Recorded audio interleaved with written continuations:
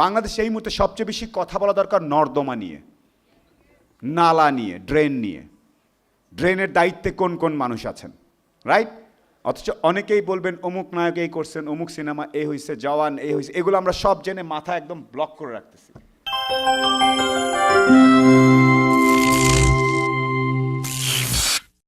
কয়টা ছেলে মেয়ে আজকে এখানে কি হয়েছে এটা এক প্যারাগ্রাফ বাংলা বা ইংলিশে লিখতে পারবে?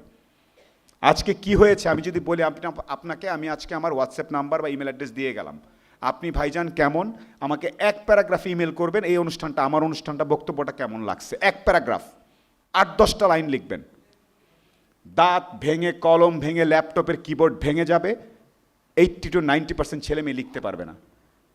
এখন এই দক্ষতা যদি আপনার না থাকে ভাইজান, মোবাইলটা এখন অনেকের আছে, সো আমি ধরে নিচ্ছি আপনারা আমাকে সরাসরি অপমান করছেন, কারণ আমি খুব আদর করে বলেছিলাম শুরুতেই, এটাও আন্তঃযোগাযোগ, যে একটা ভদ্রলোক উঠে বলেছে যে মোবাইলটা রাখেন, ওই ইয়াতে পাবেন। সে ভাবছে দরকার কি, কইরা রাখি না।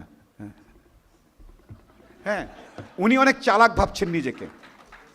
সো একটা মানুষ যে মনে রাখছে, ধরুন আমি সিইও অথবা ইনভেস্টর, আমি কিন্তু মনে রাখলাম, অথবা আমিও তার দুজনকে রাখছি ওই মিটিংয়ে, দেখতো কে কে আমি যা বলছি তা করে নেই, সরাসরি নাম কাটা। আপনি যদি কী ব্যাপার, ওনাকে কত করলাম, ওনার দিকে ফোন ধরে রাখলাম, তারপর উনি পাত্তাই দিল না কেন? বিকজ আপনাকে আগেই জাজ করে ফেলছে। সো মানুষজন আপনাকে আগেই জাজ করে। এই যে আপনার ব্যাংকে ধরেন লোন আনতে যাবেন, অথবা আপনি কারো কাছ থেকে জমি কিনতে যাবেন, কারোর সাথে পার্টনারশিপ করতে যাবেন, একসাথে মিলিত হচ্ছেন কোথাও, যেটা বলেন নাই সে না বলা কথা এবং অ্যাটিচিউড দেখে, ব্যবহার দেখেই চিন্তা করে ফেলছে যে এই লোকের সাথে আমি মিশবো নাকি মিশবো না।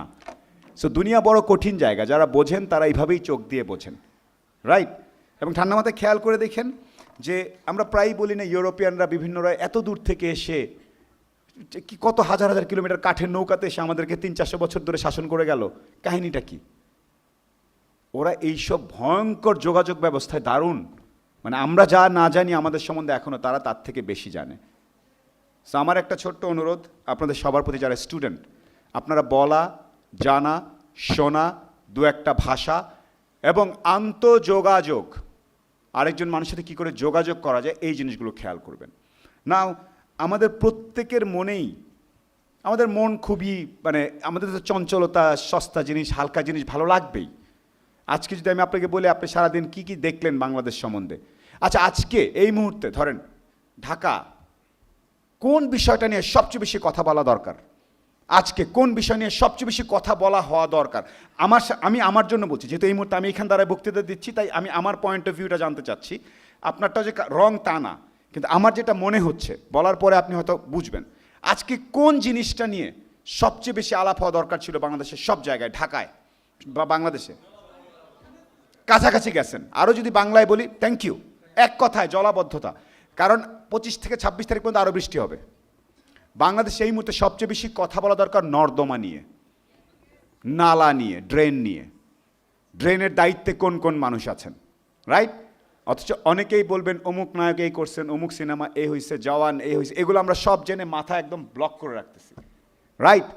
আমাদের ঠিক এইরকম আজকে যেমন উনি বললেন না জলাবদ্ধতা, এইরকম আপনার লাইফেরও কিছু জরুরি জিনিস আছে, কোনটা দরকার, যেটা আপাতত দৃষ্টিতে মনে এটাতে কী হবে, কিন্তু ওইটা আটকাইলেই সব আটকায় যায়, রাইট?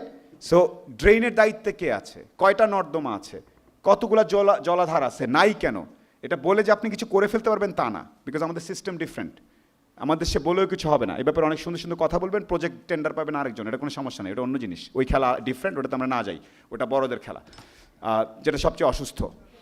সো কামিং ব্যাক, আপনারা যারা স্টুডেন্ট আছেন, আন্তঃযোগাযোগ, আর যেই বিষয়ে পড়ছেন ওটা বুঝা পড়েন। সিলেবাস, ওই যে কী বলে জিনিসটা, কী যেন আমরা বলতাম না, যে সাজেশনস, 3-4টা বই, এটা পরে কোনো লাভ নেই। আপনি অনেক কিছু করতে পারবেন, যখনই কিছু একটা বলতে বলবে তখন আটকে যাবেন, আর সময় এটা আর হবে না।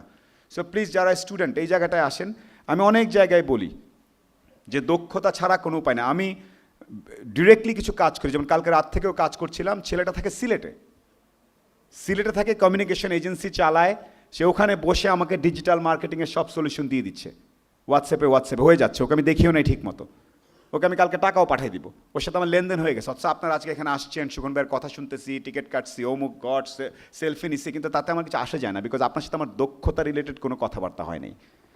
আপনি আসছেন, ছবি তুলছেন, সুগন ভাই ভালো লাগছে, কালো শার্ট, আপনার কিন্তু ভালো লাগে চুলে পনিটেল, আমি শুনবো হা হা হা হা, এতে আপনার কিছু হবে না, এরকম আর 100টা সেমিনারে যাবেন আপনি, কিন্তু তেমন কোনো উন্নতি হয়তো হবে না।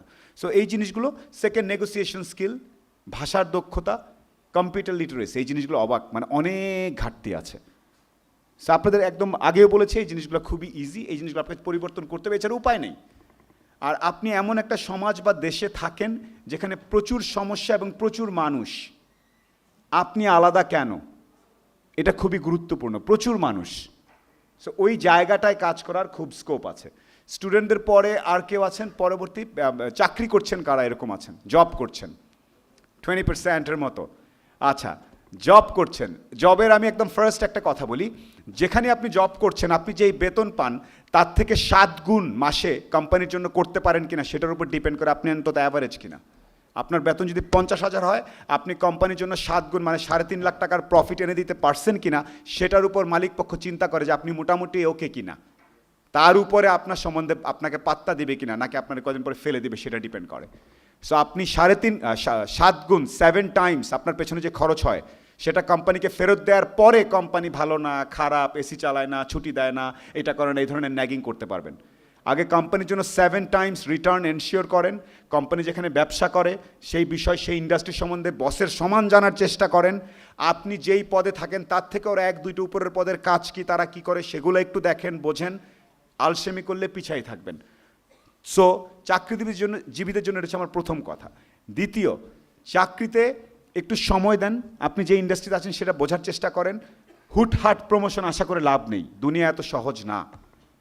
মালিক পক্ষ বা আপনার যে এমপ্লয়ার যদি মনে করে ওকে আমার না হলে চলবেই না, তখন আপনি একটু একটু আগাইতে পারবেন। অথচ আপনি ঢুকছেন 6 মাস হয়েছে, 1 বছর হয়েছে, আপনি টেনশন পাচ্ছেন না, আমি করবো না, থাকবো না, এইখানে এরকম, এরা ভালো না, মানে অফিস খারাপ আর আমি ভালো, এই চিন্তা করে লাভ নেই। যিনি একটা অফিস দিয়েছেন, ব্যবসা দিয়েছেন, তিনি কোনো অনেক কাঠখড় পুড়িয়ে একটা জায়গায় এসছেন, তিনি অনেক ঘাটের জল খেয়ে অনেক ধরনের মানে গরু চড়িয়ে এই পর্যন্ত এসছেন।